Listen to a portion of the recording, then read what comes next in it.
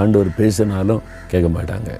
ஆண்டவர் நீ மனம் திரும்பி தம்பின்னு சொன்னாலும் கேட்க, இருதயத்தை கடினப்படுத்தும். நான் இப்படி தான் இருப்பேன், எனக்கு இடம் பிடிச்சிருக்கு. ஆண்டவர் அன்பாக பேசினாலும் இருதயத்தை கடினப்படுத்துவார்.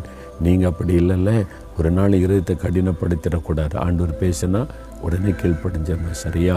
ஆண்டவரே, நான் எப்பொழுதும் உமக்கு பயந்து இருக்கணும், எங்கே போனாலும் கர்த்தருக்கு பயப்படுகிற பயத்தோடு இருக்கணும்.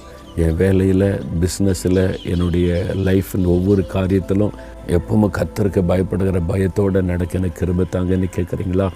தகப்பனே, கர்த்தருக்கு பயப்படுகிற மனுஷன் பாக்கியவான் என்ற வார்த்தைக்கு நாங்கள் ஒப்பு கொடுக்குறோப்பா. நான் எப்பொழுதும் தேவனுக்கு பயந்து நடக்கணும்.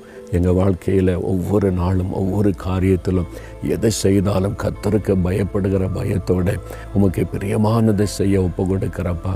எங்களை ஒப்பு கொடுக்குறப்பா. எங்களுக்கு கிருபை தாங்க. இந்த பயத்தோடு நாங்கள் பரிசுத்தமாக வாழ எங்களுக்கு உதவி செய்யுங்க.